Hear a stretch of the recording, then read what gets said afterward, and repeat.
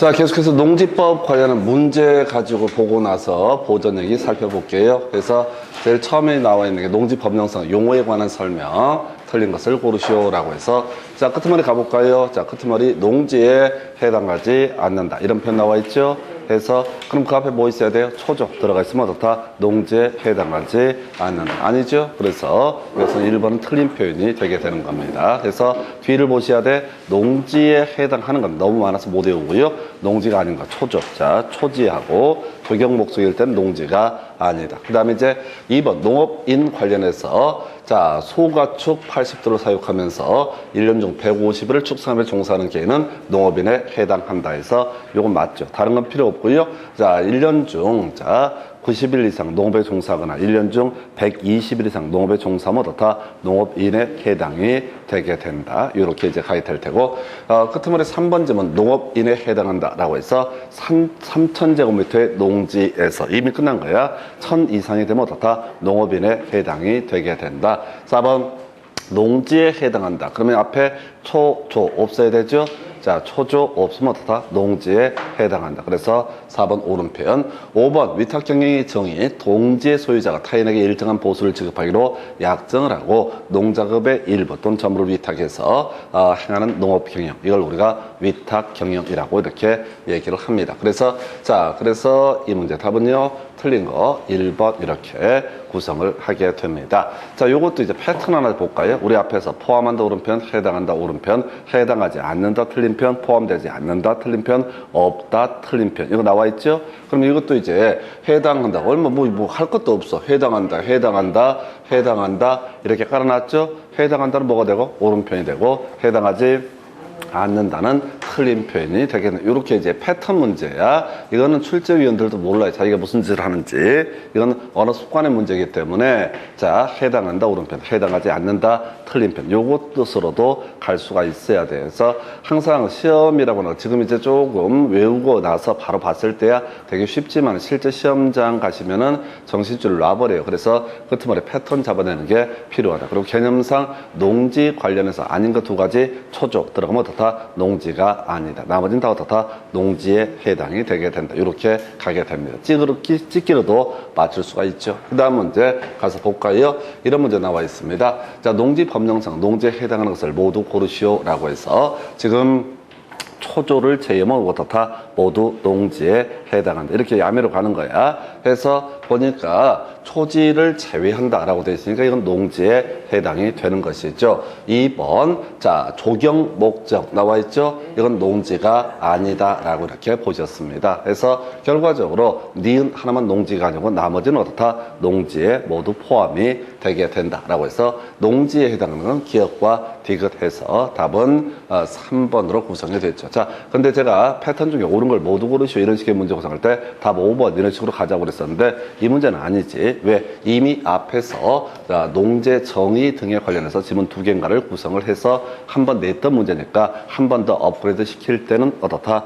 요렇게 5번이 아니게 구성을 하게 된다. 요렇게 패턴들 기억하셔야겠고, 자, 이 문제는 이 문제나 다른 것 쫓아가지 마시고요. 초 들어가면 어떻다? 농지가 아니다. 나머지는 다 어떻다? 농지에 해당하게 된다. 이렇게 심플하게 가시는 게 훨씬 좋습니다. 그럼 앞으로 다시 문제가 나오면 이 중에 아무거나 하나 끌고 들어와서 농지에 해당한다. 이딴 식의 지문들 또는 조경 목적, 초조, 자, 초지 이런 걸 끌고 들어와서 농지에 해당하지 않는다. 이런 주제. 그래서 지금 농지 얘기는 다른 얘기를 쫓아가시면 절대 안 되고 초조 아닌 것 2개만 외우면 다 어떻다? 농지에 해당을 하게 된다. 이렇게 패턴 잡아내셔야 돼. 아주 심플하게 풀 수 있어요. 자, 스스로 선택하셔야 됩니다. 지문 다 읽어서 외워서 체크해 볼 건가 아니면 초조 이걸로 끝내버리실 건가 해서 이렇게 두 문제, 농지 정의 등에 관한 주제.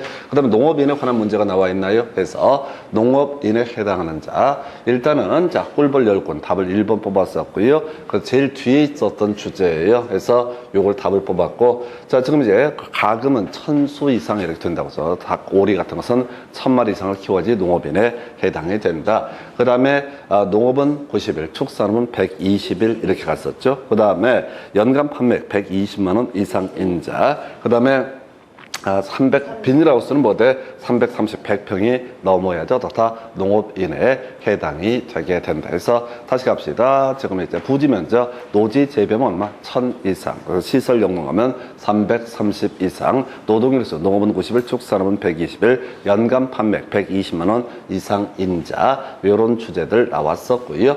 그 다음에 지금 꿀벌 10군이 제일 뒤에 있다. 소가축 2도, 대가축 2도, 중가축 12, 소가축 100도, 가금 1천수 해서 되게 어려운 주제. 그리고 사실 제일 어려운 게 제일 뒤에 나와 있는 꿀벌 10군이라고 하는 것을 갖고 답을 구성을 했어요. 그래서 지금 농업인 파트가 어렵다고. 약간 농지는 간단하죠. 초조를 제외하면 다 어떻다? 농지에 해당이 된다. 그 다음에 농업인 관련해서 이슈가 됐었고요. 자, 그 다음에 자, 또 가서 문제 가서 확인을 해볼까요? 자, 농취증을 발급받지 않고 농지를 취득하시는 경우에 해당하지 않는 것은 뭐라고 씹으려는 거야? 자, 그냥 아는 거 없지? 자, 뭘 알아야 돼? 주, 허, 신, 경. 외워야 되죠?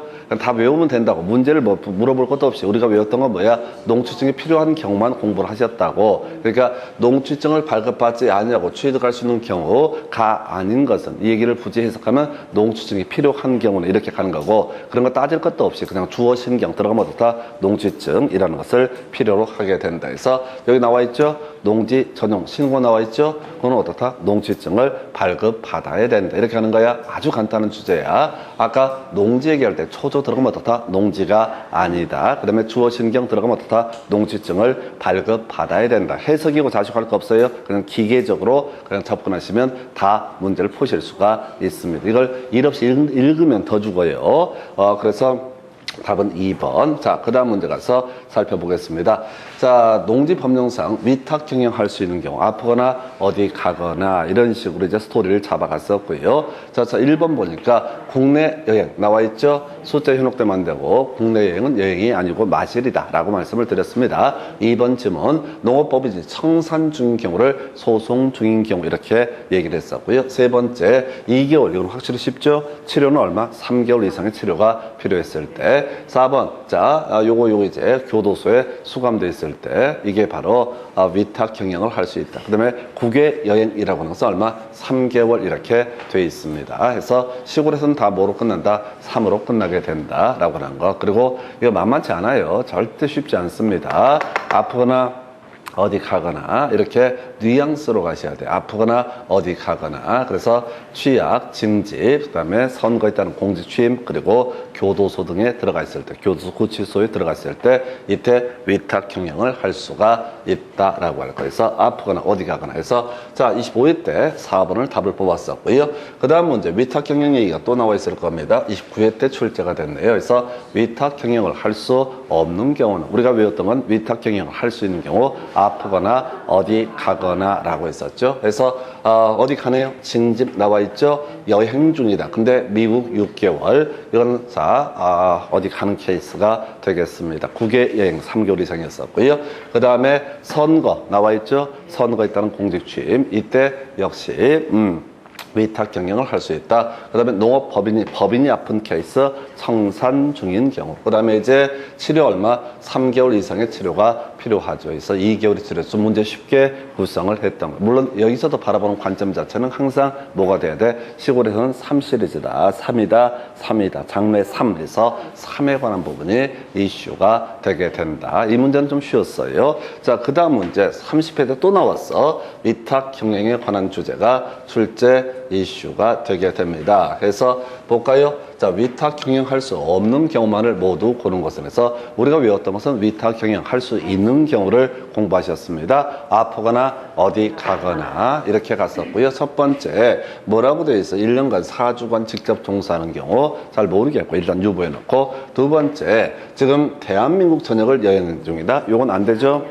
해외여행만 어디 가는 거라고 그래서 아니고, 선거에 따른 공직 취임으로 적용할 수 없는 경우, 요건 이제 당연히 뭐가 돼요? 당연히 위탁 경영 가능한 사유죠. 그러면 이제 위탁 경영 할 수 없는 것을 고르시니까 일단 디귿은 제거를 하고 나서 기역 니은이냐, 기역 또는 니은이냐, 이게 이제 이슈가 되는데, 아까 니은은 당연히 위탁형용 할 수 없는 사유에 해당이 된다. 그럼 이 문제에서는 이제 니은번이냐, 2번이냐, 3번이냐, 이 싸움 붙이게 되는데, 제가 아까 설명을 드렸어요. 3 시리즈 나왔었죠? 그래서 기역번은 보니까 3이 있어요, 없어요? 없어요. 그러니까 위탁형용을 할 수, 자, 지금 이건 30일 이상, 이 얘기가 나와야 돼. 4주간이 아니라 30일이 나와야 된다고요? 의미 새길 거 없어요. 너무 어렵기 때문에 이건 제일 어렵게 구성을 한 거야. 그래서 얘도 위탁형용 사유가 아니다. 위탁형용 할 수 없는 사유. 30일 이상 이렇게 직접 종사하는 경우 이렇게 되어 있다고 앞에 보지 말고 농작업에 한 달 중, 1년 중 30일 이상을 직접 종사했을 때만 뭘 할 수 있다? 위탁형용을 할 수 있다. 그래서 4주면 28일밖에 안 되잖아요. 그래서 이건 위탁형용을 할 수가 없다라고 하는 거. 자, 아니. 이 문제를 시험장이라고 생각하고 풀어야 된다고, 맞춰내야 된다고. 근데 이 항목을 분석해서 외우는 건 거의 불능에 가까워요. 너무 어렵기 때문에. 지문도 길기 때문에. 그래서 일단은 제일 쉬웠던 게 선거에 따른 공직 취임은 위탁형용을 할 수 있는 사유. 디귿번은 제거하고 봐야 되겠고, 그 다음에 니은번은 계속 나왔던 주제이고요. 기역번이 제일 어려웠다고. 기역번이 제일 어렵게 구성이 됐었는데 결국은 30일 이상 작용을 했을 때. 근데 30일 해봤자 의미가 없어.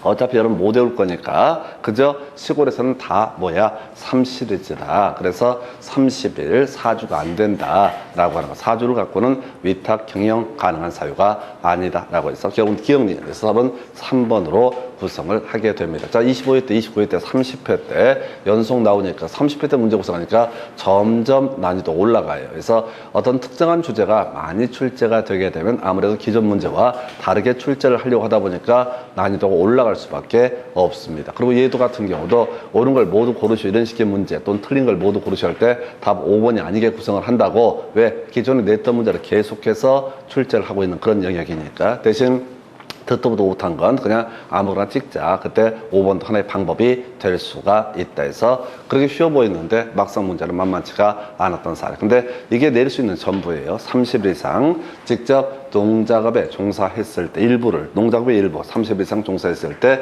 나머지 부분에 대해서 어떻게 할 수 있다? 위탁형용을 할 수 있다. 그러면 이런 경우에는 안 돼. 위탁형용 안 되면 농지를 처분해야 되는 것이지 보유하고 있으면 안 된다. 이런 논리 구조가 되게 됩니다. 그래서 자, 답은 자 3번이었고요. 그 다음 문제 가서 살펴볼까요? 자, 뭐라고 되어 있냐면은 자, 임대차 나와 있죠? 임대차. 그럼 다시 이제 머릿속에 읽지 마. 읽으면 뭐 알아? 뭐 한다고 읽어. 읽는 순간 뒤져요. 분수를 알아야지. 농지 임대차. 우리 외웠던 거. 기본적으로 임대차 기간 몇 년? 3년이라고 하는 거. 근데 아프거나 어디 가거나 국가, 지자체, 농지에 대해서는 임대차 기간 3년 미만으로 정할 수 있다. 이렇게 명제 하나로 끝내셔야 돼. 다시 임대차라는 키워드가 나오면 문제를 쳐 읽고 이런 게 중요한 게 아니라 일단 지금 기간 기본적으로 3년으로 잡아줘야 되는데 임대인이 아프거나 어디 가거나 임대인이 국가나 지자체였을 때는 어떻다? 임대차 기간 3년 미만으로 정할 수 있다. 이렇게 그림을 잡아주셔야 돼요. 그래서 자, 임대차 기간 5년. 이건 답 쉽게 뽑아냈구나. 그래서 5년이 아니라 뭐가 된다고요? 3년 해서 바로 답은 1번으로 구성을 했습니다. 자, 나머지 아무런 의미가 없어요. 이런 거 마음에 담아두면 안 돼. 지금 전혀 사이드 지문들이야. 그래서 농지 임대차. 그럼 다시 갑시다. 기본적으로 기간 몇 년? 3년. 그 다음에 3년 미만으로 할 수 있는 게 국가, 지자체 소유의 농지하고요. 임대인이 아프거나 어디 가는 경우는 임대차 기간 3년 미만으로 정할 수 있다. 이렇게 요걸 외우라고. 텍스트를 읽어봐봤자 아무런 의미가 없어요. 여러분 머리로 그걸 다 외울 수가 없다고. 게다가 시험 지문에 던져주게 되면 더더욱 공포가 있다고. 그래서 지금 오늘 농지법 관련해서는 그냥 시골 3, 장래 3 이렇게 끊어가는 지혜가 필요합니다. 그러면 풀 수 있고 이걸 일 없이 읽잖아요. 정신병자들이야. 외울 수 없는 것들은 시도하지 않는 게 좋습니다. 이게 법적 가치가 없기 때문에 다 흘러가는 그런 지문 유형이 되게 돼요. 그래서 답은 1번. 그 다음 문제 가서 살펴보겠습니다. 그래서 자, 또 이제 임대차 얘기 나와야 되지. 자, 농지 법령상 국공유 재산이 아닌 A 농지와 국유 재산인 B 농지에 대해서 포인트 임대차 하는 경우에 관한 설명이다 라고 되어 있죠. 다시 임대차가 나오게 되면 기억을 하실 게 뭐가 있다. 기본적으로 임대차 기간 3년 보장을 해줘야 된다. 근데 임대인이 아프거나 어디 가는 경우 또는 임대 농지가 국공유 농지일 때 이때는 어떻다. 임대차 기간 3년 미만으로 정할 수 있다라고 하는 거. 자, 가보겠습니다. 자, 지금 1번 모르겠고요. 자, 첫 번, 2번 질문 아는 거 나와 있다. 임대인 취약을 이유로 A 농지를 임대하는 경우 3년 이상으로 해야 된다. 틀렸죠? 아프거나 어디 가는 경우 어떻다? 3년 미만으로 해도 된다라고 하는 거. 자, 임대인이 질병을 이유로 라고 돼 있죠? 그럼 어떻다고요? 역시 3년 미만으로 할 수 있다. 나와 있죠? 텍스트를 읽지 말고요. 읽어봤자 의미가 없잖아. 지금 외웠던 게 3년 미만으로 할 수 있는 게 아프거나 어디 가거나 이런 얘기였잖아. 디테일이 갈 거 없다니까요. 대충 보라고. 어차피 못 외우는 것들이니까 문제를 한번 풀어본다고 해서 여러분들 외울 수 있는 게 아니라 지금 이 과정을 통해서 자, 3년 미만으로 임대차 기간을 정할 수 있는 경우를 외워야 된다고. 아프거나 어디 가거나 그럼 어떻게 할 수 있다? 3년 미만으로 정할 수 있다. 그러니까 1번 취약, 2번 질병, 2번, 3번 이런 것들은 어떻게 할 수 있다? 3년 미만으로 할 수 있다. 이렇게 가야 되잖아요. 텍스트 읽지 말라고 그랬어요. 읽는 거 되게 안 좋은 습관이야. 아주 안 좋은 습관이야. 이게 외우지 않아. 읽으면 자꾸 그냥 이해가 된다고 생각해. 분수를 모르는 거지. 돌아서면 잊어버리게 돼 있어요. 그죠? 기본적으로 임대차 기간 3년 이상으로 잡아주는 게 원칙인데 아프거나 어디 가거나 하면 어떻게 할 수 있다? 국공유 농지까지 3년 미만으로 할 수 있다. 자, 4번 듣도 보도 못한 얘기야. 그래서 우리가 아는 문제는 2번, 3번 정도만 소화를 할 수가 있는 거야. 2번, 3번만 알 수가 있는 거고. 그 다음에 비농지 임대차 기간은 3년 미만으로 할 수 있다. 맞죠? 비농지가 국공유 농지라고 돼 있잖아요. 그러니까 문제 포인트는 뭐냐면은 임대차 계약을 어떻게 체결하고 지랄을 하고 이런 게 문제가 아니라 임대차 기간 3년이라는 원칙은 몇 년? 3년. 앞에 문제에서 물어봤잖아요. 기본적인 기간 몇 년? 3년이라고 하는 것을 갖고 5년에서 틀리게 뽑았다고. 그죠? 이 문제가 나왔으면 그 다음에 뭘 해야 돼? 3년 미만으로 할 수 있는 게 어디야? 아프거나 어디 가거나 국공유 농지에 대해서는 임대차 기간 얼마? 3년 미만으로 정할 수 있다. 그러니까 문제가 딱 나오게 되면 무슨 생각을 해야 돼? 임대차라는 키워드가 나오게 되면 기본 3년. 그러나 임대인이 아프거나 어디 가거나 또 임대인이 국가 지자체에 을 때는 어떻다? 3년 미만으로 정할 수 있다. 요걸로 끝내셔야 돼. 요렇게 안 하면 문제 못 풀어요. 문제 못 푼다고.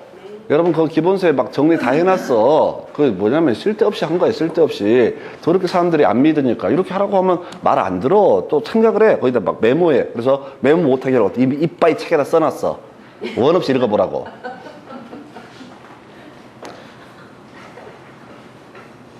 아니 내가 올 테니까요.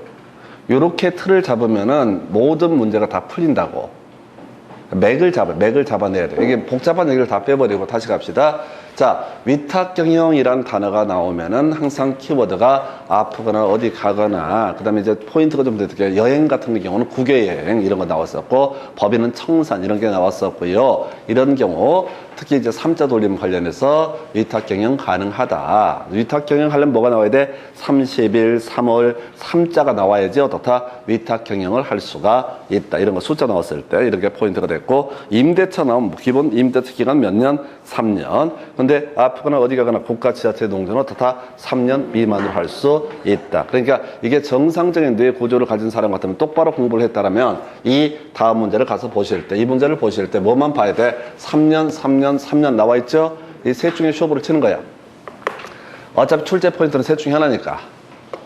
그죠?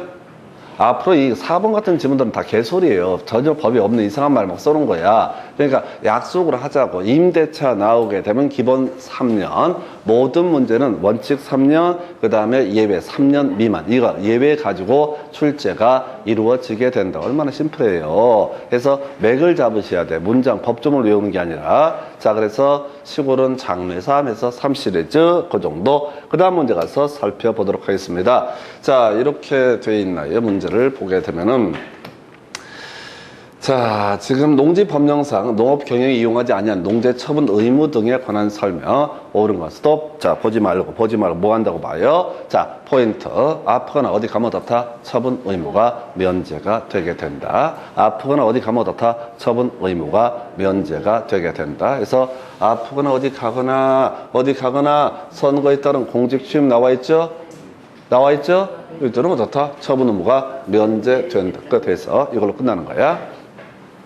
처분 의무 얘기가 나오게 되면 결론이 뭐라고요? 다 처분해야 되는 얘기만 쭉 하고 있다고. 근데 예외적으로 처분하지 않아도 되는 게 있다고요. 아프거나 어디 가거나. 되셨죠? 되셨죠? 절대 딴 거 보면 안 돼요. 이 지문들의 의미를 새기지 마시라고. 그거 뭐 하려고 보는데? 그냥 뭐 하려고 이걸 읽어볼 이유가 아무것도 없다고요. 그러니까 가장 어려운 얘기가 뭐냐면 농지를 농업용도로 활용을 하지 않으면 처분할 의무가 있다라는 전제하에서 그거에 대한 예외로서 아프거나 어디 가거나 하는 경우도 다 처분 의무가 면제가 되게 된다. 이게 결론이라고요. 굳이 여기 살을 붙이게 되면 이행강제금 자 100분의 20 1년에 한 번 이걸로 끝내는 거예요. 되셨죠? 좀 이걸로 줄여가셔야 돼. 그러니까 여러분들이 썩 머리가 좋다라는 생각을 하지 말라고. 이 방대한 법조문을 보는 순간 쓰러져 버리니까 지금 맥을 보면 되게 간단하게 구성을 해요. 근데 나머지 지문들은 아무런 의미가 없는 거야. 이거 혹시 이게 또 시험에 나올까 봐 막 외우고 이거 기간은 처분 사유가 발생하면 1년 내 처분해야 되고 이거 막 메모를 한다고 자기 머릿속에 그걸 외울 수 있을 것 같아? 절대 못 외워. 내가 우리 집에서 얼마나 공부를 잘한다고 소문났는데 못 외웠어. 21년째도 아직도 못 외워. 그럼 겨우 1년 차이 갖고 이걸 외우겠다는 생각은 꿈에도 하지 마시라고. 근데 점수는 나와야 되니까 해설하는 게 목적이 아니잖아요. 해설하는 게 목적이 아니니까 맥을 딱 잡고 들어가는 거야. 그래서 이렇게 해서 답은 1번 이렇게 되어 있고요. 그 다음에 이제 나머지 의미 없어요. 그래서 토지주택공사 이런 거 나오면 안 돼요. 농어촌공사지. 시골에서는 토지주택공사가 있을 일이 없어. 근데 이 법조문을 어차피 지금 해석을 안 할 거니까 이걸 안 할 거니까 이게 이제 제일 어려웠던 게 이 문제. 사실은 지금 보게 되면은 농지 전용 신고를 하고 농지를 취득한 자가 질병으로 인해서 2년이 초과하도록 목적 사업에 착수하지 않았을 때 자 농지 처분 의무가 면제가 된다. 나와 있죠? 여기서는 이제 뭐가 문제가 되냐면은 우리가 처분 의무가 면제가 되는 게 어디라고 해서 아프거나 어디 가거나 라고 했었죠? 그죠? 여기 4번 지문에서 취지는 뭐야? 뭐 하면은 처분 의무가 면제된다고 써 있어요. 여기서는 아프면 처분 의무가 면제된다고 써 있어요? 아니면 사업에 착수하지 않으면 처분 의무가 면제가 된다고 써 있어요? 4번 지문에서 처분 의무가 면제가 된다 이런 말 나와 있잖아요. 근데 거기에 뭐가 나와 있냐고. 아프면 처분 의무가 면제가 되는 거야. 사업에 착수를 하지 않게 되면 처분 의무가 면제가 되는 거야. 지문의 뜻이. 4번 지문의 취지가 처분 의무가 면제가 된다고 나와 있잖아요. 그럼 그 앞에 아프거나 어디 가거나 이게 써야 되잖아. 근데 얘는 아프거나 어디 가거나가 포인트가 아니라 아파갖고 사업에 착수하지 아니한 경우 처분 의무가 면제가 된다라고 해서 틀렸다고. 뭔 소리인지 아시겠어요? 그냥 아파가지고 농사를 짓지 않게 되면 어떻다? 처분 의무가 면제가 된다. 어디 가느라고 농사를 짓지 못하게 되면 어떻다? 처분 의무가 면제가 된다. 근데 얘는 지금 아프거나 어디 가거나가 아니라 자 쭈그러져 있는데 사업에 착수를 하지 못하게 되는 경우 어떻다? 처분 의무가 면제가 된다라고 지문에 돼 있다고. 법에는 이런 말이 없다고. 법에는 뭐만 아프거나 어디 가는 경우면 어떻다? 처분 의무가 면제가 된다. 그래서 이 문제는 4번 지문이 제일 어려워요. 자, 다시 농지의 처분 의무. 키워드 뭐야? 처분 의무가 나오게 되면 키워드 뭐야? 아프거나 어디 가는 경우에는 어떻다? 처분 의무가 면제가 되게 된다. 끝! 이걸로 끝내야 된다고. 뭔 소리인지 아시겠어요? 지금 자 아까 우리 임대차 하면 기본 3년에다가 키워드 3년 미만이 몇 개가 있었잖아요. 아프거나 어디 가거나 공유농지 이렇게 갔었고, 그 다음에 또 하나가 지금 위탁 경영할 때도 기본적으로 아프거나 어디 가거나 했을 때 어떻게 할 수 있다? 위탁 경영할 수 있다. 어디 가고 이럴 때 다 3시리즈 3으로 다 끝난다. 이게 포인트가 됐었다고. 이 문제 되게 까다롭게 구성을 한 거야. 근데 문제 순서상 1번에 아프거나 어디 가거나 나와 있죠? 그럼 바로 치고 들어가야 되는 거야, 이 문제는. 1번 보고 바로 넘어가셔야 돼. 이게 뭐냐면은 시험이 이게 이런 주제들은 범주는 겁나 넓은데 한 문제를 구성을 해요. 그러다 보니까 중간 4개의 지문은 엄청나게 어렵게 구성을 하고요. 답은 되게 쉽게 구성을 합니다. 쉽게 가면 다 풀려요. 자, 그 정도 이슈 삼았고 그 다음 주제 가서 살펴볼까요? 자, 주말 체험 영농을 하고자 한다. 농지를 소유하는 경우 등에 관한 설명 틀린 거 스톱. 자, 먼저 주말 체험 영농이라고 하는 거 1천 미만. 세돈 전부 합쳐서 얼마? 1천 미만. 두 번째, 농취증 필요하지요? 농취증 필요하죠? 농취증 필요하다. 일단 여기까지 가시고 이제 지금 가볼까요? 농업인이 아닌 개인도 자 농지를 소유할 수 있다. 주말 체험 영농 목적일 때 가능하다. 아까 1천 이상이 되면 농업인이고 1천 미만이 되면 농업인이 아니라고 그랬습니다. 2번 세돈 전부 합산한 면적이 1천 미만일 때까지만 가능하다. 자, 농지를 취득하면 농취증을 발급받아야 된다. 자, 그 다음에 소유 농지를 농수산물 유통 가공시설 부지로 전용하려면 농지 전용 신고를 해야 된다라고 했고, 그 다음에 지금 농지를 취득한 자가 징집으로 인해서 처분하여야 한다라고 돼 있죠. 처분하여야 한다라고 돼 있죠. 일단 자 4번 지문이 출제 이슈가 5번 지문 처분해야 된다라고 하는 거. 앞에 아프거나 어디 가면 어떻다 처분하지 않아도 된다. 이 맥락이죠. 아프거나 어디 가면 어떻다 처분하지 않아도 된다. 자, 그래서 이 문제는요, 사실은 제일 문제가 뭐냐면 앞에서부터 읽으면 뒤죠. 5번 지문은 읽다 보면 문장 호흡이 길어서 놓쳐. 근데 뒤에서 키워드 뭐야? 처분해야 된다. 그러면 여기서 아프거나 어디 가면 어떻다 처분하지 않아도 된다 라고 해서 5번 틀린 거 보이시죠? 5번 틀렸잖아요. 아, 중간에 어디 있어? 징집 어디 가잖아. 어디 가는 경우 어떻다 처분하지 않아도 된다. 키워드 잡아내셔야 돼. 처분이라고 하는 거. 처분 나오게 되면 항상 그 앞에 아프거나 어디 가는 경우 다 처분하지 않아도 된다. 4번 어려운데요. 신경 쓸 거 없고요. 자, 앞에서 설명 중간에 한번 드렸는데 농지를 농업 목적이 아닌 다른 목적으로 사용을 하고자 할 때 이때 농지 전용 허가나 신고라는 과정을 거쳐야 됩니다. 규모가 좀 작으면 신고고요. 규모가 크면 농지 전용 허가라는 것을 받아야 된다. 이런 식의 취지인데 별 의미는 없어요. 그래서 요 근래는 잘 내지 않아요. 두 문제 구성이 됐는데 큰 의미는 없는 문제. 다시 이 문장에서 1번, 2번, 3번은 배경 설명에 관한 주제가 될 테고 이 주제에서 키워드가 뭐라고? 바로 처분해야 된다. 그리고 문장 호흡 길어지면 항상 훈련하셔야 돼. 뒤부터 보는 훈련을 반드시 해 주셔야 됩니다. 그래서 이 문제 답은 자 5번 이렇게 구성을 하고요. 그 다음 주제. 자, 지금 농지법령상 조문의 일부이다. 괄호에 들어갈 숫자를 옳게 연결한 것에서 수확량이 얼마? 100분의 10이라고 하는 거. 그냥 외우셔야 돼. 수확량이 얼마? 100분의 10. 자, 벌금에 처한다. 라고 해서 니은번 우리는 공부를 했던 적이 없어요. 벌금 이런 것들을 따로 공부했던 적은 없습니다. 벌금은 공부했던 적이 없습니다. 벌금까지 공부할 수는 없어요. 행정형벌까지 어떻게 공부해? 중개사법도 아닌데. 자, 그 다음에 이제 이행 강제금 나와있죠? 100분의 20. 해서 얘 보면은 자, 앞쪽이 기억이 10이고 뒤가 얼마? 뒤가 20 해서 답 몇 번? 2번 이렇게 끊어가는 거죠. 니은번은 모르는 거라고요. 우리가 농지법에 위반해서 어떤 행정형벌이 있는지까지 분석할 수도 없고 외울 수도 없다고요. 근데 제가 계속 이제 누차 말씀을 드리는 것 중에 하나가 뭐냐면 3개 물어본다. 그럼 2개만 알아도 항상 문제를 풀 수 있게 항상 기출문제에서 구성을 해준다. 그래서 니은번처럼 그래도 이것도 그래. 뒤에 자 토지 사용료 지급해야 된다. 그럼 100분의 10 외워야 되고요. 이행강제금 이건 간단하지. 100분의 20. 그 다음에 벌금 모르지. 이렇게 가셔야 돼. 그래서 지금 문제를 풀어가실 때 뒤만 딱딱딱 끊어서 보시게 되면 외웠던 걸 체크해낼 수 있고 겁이 더 이렇게 많아가지고 앞에서부터 읽어버리게 되면 개판돼 버려요.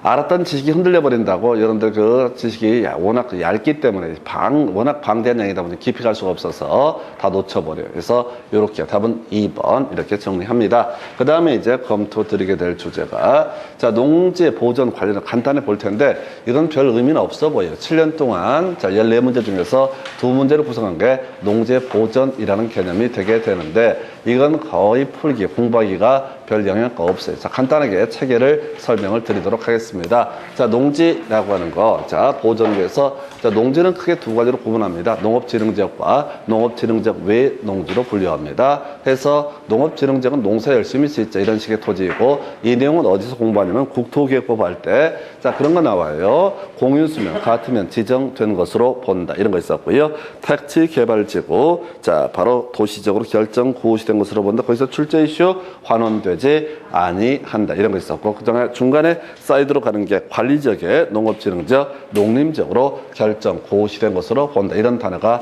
나오게 됩니다. 그래서 농업진흥지역은 농사 열심히 짓지 않은 지역. 뉘앙스만 가야 돼. 얘기는 공부하면 안 돼. 그냥 지금 몇 개 뉘앙스 가지고 가야 되지. 절대 공부를 하면 안 돼. 어차피 못할 거니까. 안 될 거니까. 지금 이거 할 시간에 차라리 앞에서 지금 14문제 중에서 12문제를 뽑았던 농지의 소유와 이용, 이 얘기를 공부하는 게 훨씬 더 합리적인 공부 방법이라고. 혹시 이거 하면 알지 않을까? 개뿔 안 돼. 이거 그냥 안 할 수가 없으니까. 문제가 두 개가 있으니까 요거 뉘앙스 그냥 옛날 얘기하듯이 설명드리기 위해서 하는 것이지 그 자체가 전혀 의미가 없습니다. 그래서 이 농업진흥지역이라고는 농사 열심히 짓자는 지역이고요. 시도지사가 지정을 한다. 다만 특별시의 녹지지역을 제외한 지역에 대해서 지정을 한다. 뭐 그렇다 치고 자 진흥지역은요. 진흥구역과 보호구역으로 구분한다 해서 이런 의미입니다. 해서 진흥구역이라고 하는 것이 있게 되겠고요. 그리고 뭐가 있다? 보호구역이라는 개념이 있다. 해서 규제가 더 센 땅은 뭐가 된다? 진흥구역.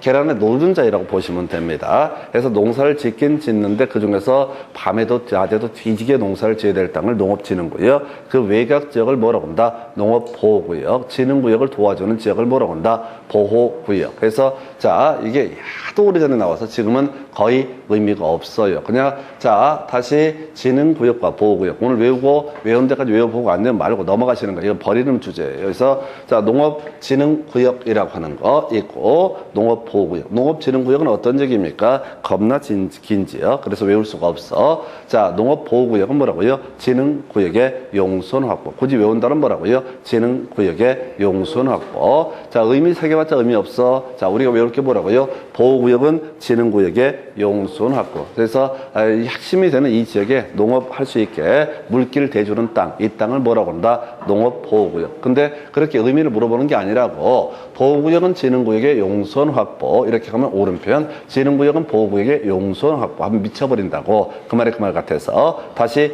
진흥구역의 용손 확보 뭐라고요? 진흥구역의 용손 확보에서 진용 이렇게 하는 거야. 진흥구역의 용손 확보 뭐라고요? 진흥구역의 용손 확보 이거만 외우시는 거야. 보호구역은 뭐가 된다? 진흥구역의 용손 확보라고 하는 거. 자 이게 이제 알면 좋고 모르면 말고. 자 그 다음에 여기서는 이제 굳이 출제가 된다면 무조건 다 어떻다? 설치할 수 있다. 끝에서 농업진흥구역에서 뭘 설치할 수 있다? 다. 농업보호구역에서 뭘 설치할 수 있다? 다. 끝이야. 농업진흥구역이나 농업보호구역에서는 개발 행위 등을 하면 안 됩니다. 그래서 농지법에서는 설치 가능한 시설의 종류를 A4용지 2페이지에 걸쳐서 자세히 설명을 하고 있습니다. 그것만 설치할 수 있고 나머지는 다 설치할 수 없다라고 되어 있다고요. 그래서 외울 게 뭐라고요? 우리 시험 입장에서는 농업진흥구역 보호구역은 다 설치할 수 있다. 끝. 이렇게 끊어가시는 거예요. 무슨 얘기인지 아시겠죠? 설치할 수 있다 없다? 설치할 수 있다. 그냥 이렇게 단순하게 가셔야 돼요. 그냥 다 어떻다? 설치할 수 있다.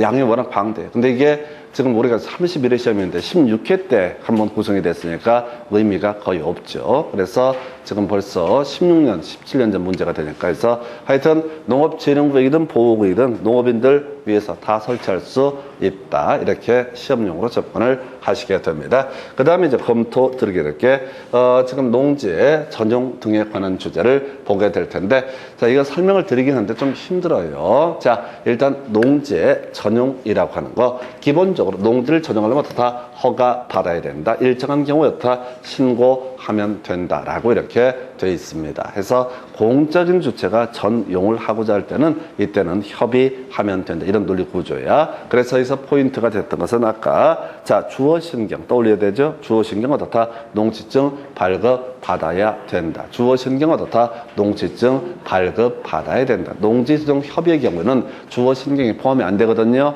협의는 포함되지 않아. 그래서 농지증을 요하지 않는다. 취지는 공적인 주체이기 때문에 굳이 이 사람이 농업 목적이다 이런 것을 입증할 필요가 없다. 이런 식의 논리 구조. 자, 농지 전용 허가는요, 농림축산식품부 장관한테 허가를 받고요. 자, 신고는 바로 시군구청장에게 신고하게 된다. 그래서 이것도 하나 패턴 가십시다. 농지 전용 신고로 무조건 다 어떻다? 모든 시설을 설치할 수 있다. 외우셔야 된다고요. 농지 전용 신고로 어떻다? 모든 시설을 설치할 수 있다. 아까 농업진흥구역에 다 설치할 수 있다. 농업보호구역에 다 설치할 수 있다. 자, 모든 농지의 전용은 뭐라고요? 신고로서 할 수가 있다. 뭔 얘기냐면 뭐 창고가 나오고 마을 회관이 나오고 단독 주택이 나오고 어떤 항목이 나오든 간에 다 뭐라고요? 신고. 뭐냐면 법에서 이렇게 선언을 해요. 농지를 전용하려면 농림축산식품부 장관한테 허가를 받아야 된다. 원칙을 세우나 다음의 경우에는 시군구청장에게 신고하고 전용할 수 있다라고 돼 있다고요. 그러면 시험 문제 출제위원들은 다음에 것을 갖고 출제를 한다고. 그러니까 무조건 다 구체적인 항목이 나오면 다 뭐야? 신고. 농지 전용 신고. 이렇게 가는 거예요. 자, 우리 이게 어디서 공부했던 패턴이냐면 건축법 공부하실 때 바닥 면적에 산입하지 아니한다. 기억나시죠? 무조건 다 바닥 면적에 산입하지 아니한다. 가짜 노대, 가짜 다락은 바닥 면적에 산입한다. 이렇게 공부했듯이 여기도 마찬가지 구조야. 전용 신고를 통해서 설치 가능한 시설만 규정을 하고 있으니까 구체적인 항목이 나오면 다 전용 신고로서 설치할 수 있다. 구체적인 항목이 나오면 농업진흥구역에서 설치할 수 있다. 농업보호구역에서 다 설치할 수 있다. 자, 전용 항목 나오면 무조건 다 뭐라고요? 신고로서 설치할 수 있다. 이렇게 가게 됩니다. 그래서 자, 이건 텍스트를 읽는 게 아니야. 자, 무조건 다 전용 신고로서 설치할 수 있다. 해서 시험 지문에 점점점 전용하려면 신고해야 된다. 시군구청장 옳은 표현. 점점점 전용하려면 허가를 받아야 한다. 등 틀린 표현. 구체적인 항목이 나오면 다 뭐가 된다? 신고 항목이 되게 된다.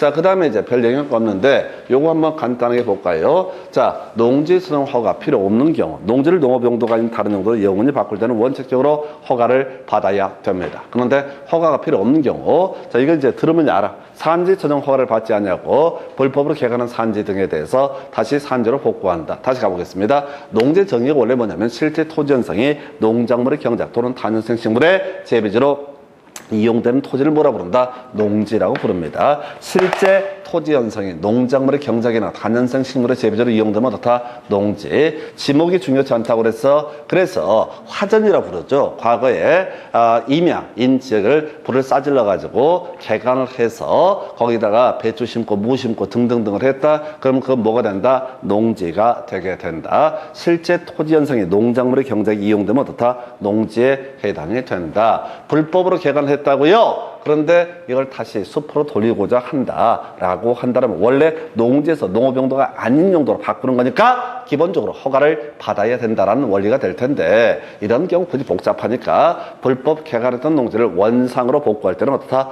허가를 요하지 않는다. 또 그 다음에 이제 하천관리청이 허가를 받지 않고 농지의 형질을 변경하거나 자, 공작물 설치하기 위해서 농지를 전용하는 경우 나와 있죠? 자, 하천도 마찬가지야. 지금 산 하나 있고요. 또 하나가 강이 있습니다. 하천이 있습니다. 하천가에 가다 보면 우리가 이제 국도 이런 거 타고 혹시 움직이시다 보면 그런 거 있어요. 물가에다가 자, 하천가에다가 비닐하우스 쫙 지어놓은 경우 있습니다. 예, 확률상 99% 불법입니다. 그거 다 남의 땅, 국가지자체 땅이야.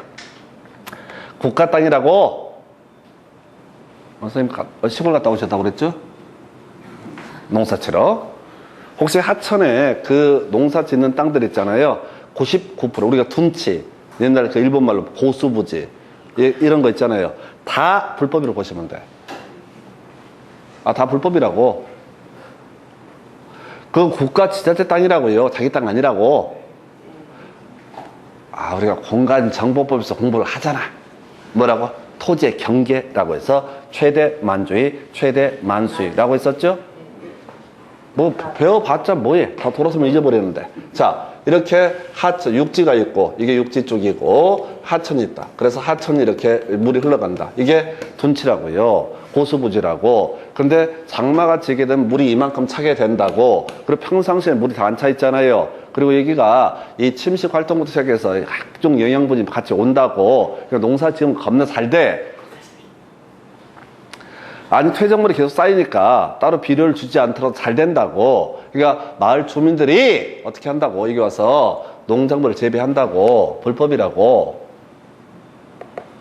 왜 토지의 경계라고 하는 건 뭐라고 했어요? 최대 만주의, 최대 만수이라고 그랬다고. 그러니까 실제 토지의 경계는 여기까지가 지적 공부에 등록이 된 토지가 되는 거야. 근데 대부분 1년 내내 몇 년 동안 거의 여기 물이 안 차. 그러니까 사람들이 이걸 이용을 한다고. 거기다가 일정한 시설 등을 설치하는 거 이건 어떻다? 굳이 허가를 받지 않아도 된다. 이런 식의 논리 구조. 이게 뭐냐면 하천, 보 같은 거 쌓는 공사 있잖아요. 원래 그 농업 용도로 쓰고 있다고. 근데 거기에다가 만약에 하천, 보 같은 걸 설치하면 농업 용도에서 농업 용도 외 용도로 바꾸는 거라고. 그러니까 원칙적으로 뭘 받아야 된다? 허가를 받아야 된다. 그런데 이렇게 재예방 등을 위해서 하천, 둔치, 뭘 쌓거나 이런 것들은 굳이 어떻다? 허가를 요구하지 않는다. 그래서 불법 개간, 산지, 그 다음에 하천변에다가 제방 등을 쌓는 과정에서는 전용 허가 등을 요구하지 않는다. 이런 게 있는데 이게 일종의 불법 개간만 가끔 지문에 구성이 돼. 별 의미가 없는 주제. 그 다음에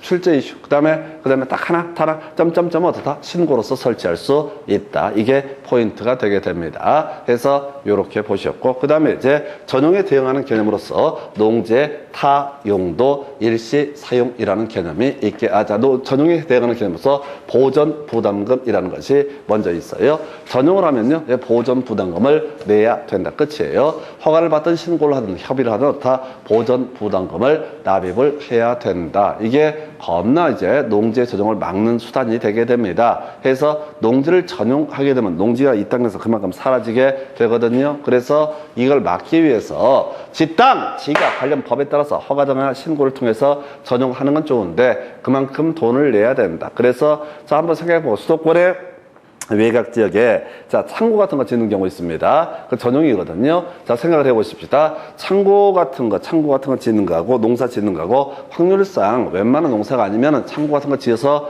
활용하는 게 훨씬 더 남는 장사입니다. 근데 그걸 이제 농지에 창고를 쉽게 못 짓는 이유가 뭐냐면 이 농지에 전용을 하려면 기본적으로 신고를 해야 되거나 허가를 받아야 될 사안인데 그게 문제가 아니라 바로 농지 보전 부담금이라는 걸 내야 된다고. 이게 평당 5만 원인가까지 가요. 최대 금액이 평당 5만 원까지 간다. 공시지가 비교해서 금액이 책정이 되는데 그러니까 함부로 창고 못 짓는 거야. 왜? 평당 5만 원 정도의 수익이 담보가 되지 않게 되면은 지을 수 없게 만드는 것이 농지 보전 부담금. 정리하면 이렇습니다. 전용하면 뭘 내야 된다? 보전 부담금을 내야 된다. 달리 표현하면 전용을 하지 않게 되면 어떻다? 보전 부담금을 내지 않는다. 전용을 하지 않는 게 뭐냐 했을 때 농지, 타, 용도, 일시, 사용이라고 하는 거. 요건 타용도, 일시, 사용이라는 개념은 전용은 영원히 농업용도가 아닌 용도로 활용하는 것을 전용이라 부르고 타용도, 일시, 사용은 말 그대로 일시적으로 다른 용도로 쓰는 것을 타용도, 일시, 사용이라고 부르게 된다. 그래서 일단은 보전 부담금 납입하지 않는다. 그 다음에 이제 요거 하나 24회 때, 25회 때 나왔던 주제인데요. 자, 명령 위반하면 허가를 취소해야 된다. 단순함기 명령 위반하면 허가를 취소해야 된다. 야, 이게 이제 24, 25에 나오고 안 나오고 있는데 명령 위반하면 어떻다? 허가를 취소해야 된다. 그래서 이게 뭐가 문제가 되면 농지 전용 허가 취소 등에서 나머지 다 재량입니다. 다 취소할 수 있다. 취소할 수 있다. 8개가 있어. 근데 9번째 명령 위반하면 어떻다? 허가를 취소해야 된다. 여기서 자, 24, 25 연속 나왔던 주제. 자, 이제 문제 가지고 설명드리겠습니다. 문제가 거의 없어요, 이 파트가. 자, 지금 먼저 문제 볼까요? 농지 전용 등 관련해서 옳은 것을 고르시오라고 해서 자, 봐봐봐! 끄트머리. 허가를 받아야 된다. 틀렸지? 네. 틀렸지? 뭐라고? 구체적인 말이 나오면 다 뭐라고 했어요? 신고하면 된다라고 그랬잖아요. 마을 회관이 나올지 단독주택이 나올지 뭐가 나올지 알 수가 없지만은 뭐가 나오든 간에 다 뭐라고요? 신고라고. 신고. 농지법에서는 신고 항목만 나열을 하고 있다라고 했다고요. 그래서 1번 틀렸고요. 2번 이게 자 명령을 위반했을 때 허가를 취소해야 된다. 24회 때 나왔던 답이 됐던 주제. 명령 위반은 어떻다? 취소하여야 한다. 그 시험 문제는 포인트가 뭐야? 자 명령 키워드가 뭐야? 명령. 키워드는 뭐라고요? 명령 위반하면 어떻다? 취소하여야 한다. 명령 위반하면 어떻다? 취소하여야 한다. 옛날 문제입니다. 근데 어찌됐든 제일 마지막 주제라서 설명을 드렸고, 자 그 다음에 이제 농지 보전 부담금 나와 있죠. 전용하면 어떻다? 보전 부담금을 납입하는 거죠. 허가나 신고 협의가 있을 때, 농지 전용에 대한 허가 신고 협의 있을 때 보전 부담금 납입한다. 그 다음에 자 없다라고 해서 조건부로 허가를 할 수는 없다. 틀렸죠? 모든 인허가는 어떻다? 조건부로 허가할 수 있다. 이건 이제 패턴 없다 틀렸다 이렇게 치고 들어가야 되지 이걸 외워서 풀 수는 없습니다. 그 다음에 자 이게 농지 타용도입 사용 신고 시군구청장입니다. 근데 이거 신경 쓰지 말고 두 개 외우고 끝내겠습니다. 세 개. 첫 번째, 자, 점점점 구체적인 항목이 나오면 다 뭐야? 전용 신고. 두 번째, 답이 됐으니까 명령 위반하면 어떻다? 허가를 취소해야 된다. 세 번째, 전용을 하면 어떻다? 보전 부담금을 납입을 해야 된다. 세 개 외우자고! 굳이 하고 싶은 세 개. 점점점 신고하면 전용할 수 있다. 명령 위반은 허가를 취소해야 된다. 전용하면 어떻다? 보전 부담금을 내야 된다. 그 정도까지. 답은 2번. 그 다음 넘어가서 보겠습니다. 자, 지금 보게 되면 농지 법령상, 농지의 전용 등에서 29회 때, 24회 때 나오고 진짜 드물게 나왔던 것이 29회 때 문제. 해서 전용 등에 관한 설명 옳은 것을 고르시오라고 해서 자, 이 문제는 풀 수가 없어요. 풀 수가 없어요. 왜? 너무 어렵게 신규칙까지 아주 디테일하게 구성을 해가지고 이게 뭔 문제인지 감도 잡을 수 없어요. 버릴 문제 되겠습니다. 버릴 문제 되겠어요. 자, 일단 가볼까요? 과수원인 토지를 재해로 인한 농작물의 피해를 방지하기 위한 방풍림 부지로 사용하는 경우 전용에 해당하지 않는다. 맞나요? 느낌으로 가봐야 돼. 전용이 뭐야? 농지를 농업 용도가 아닌 다른 용도로 영원히 바꾸는 것을 뭐라고 한다? 전용이라는 용어를 씁니다. 자, 지금 과수원 부지에 자꾸 재해가 발생하니까 나무를 심어가지고 방풍림, 참 우리가 시골에서 자랐어야 알지. 바람을 막기 위한 숲을 구성을 하고자 한다. 이게 전용이냐 아니냐라고 할 것 일단 유보하시고 2번 전용 허가 받은 농지 위치를 같은 필지에서 변경할 때 전용 신고를 해야 된다 해서 이거 허가를 받은 상을 변경하는 겁니다. 자, 어떤 토지가 농지가 이만큼 있어 이만큼을 전용을 하기로 했었어. 여기 허가를 받았다고. 그런데 위치를 바꿔서 이렇게 전용을 하고자 한다. 그럼 다시 허가를 받는 게 원칙. 신고는 적으라고 해서 마을회관 나오고 무슨 단독주택 나오고 무슨 시설 부지로 농산물 관련 창고 이런 것들 구체적인 항목이 나오면 뭐가 된다? 신고. 이 문제의 취지는 허가받은 농지를 위치를 같은 토지 안에서 위치를 바꾸고자 할 때 이거 다시 허가를 받아야 된다. 이런 논리 구조가 너무 어려워요. 너무 어려워. 자, 산지 전용 허가를 받자고는 아니고 불법으로 개간한 농지라도 다시 산림으로 복구하려면 농지 전용 허가. 이거 틀렸죠? 그나마 이제 그 숲을 화전을 다시 숲으로 돌릴 때는 허가를 요하지 않는다. 이런 식의 논리 구조. 자, 농지를 농업인 주택 부지. 나이스. 그럼 어떻다? 신고 맞는데 시군구청장 들어가는 거죠? 아니 구체적인 항목이 나오면 다 뭐가 한다고요? 신고. 근데 신고는 누구한테 하냐면 시군구청장한테 한다고. 허가는 농림축산식품부 장관한테 하는 것이고. 그래서 이 점은 틀렸고요. 자, 지목 변경할 수 있습니다. 그래서 답은 1번으로 뽑았던 사례가 되겠습니다. 이 문제는 못 풀어요. 그래서 일반 수험생 입장에 절대 풀 수가 없는 문제. 여기까지가 농지법 보시고 잠시 끊었다가 다음 주제 보겠습니다.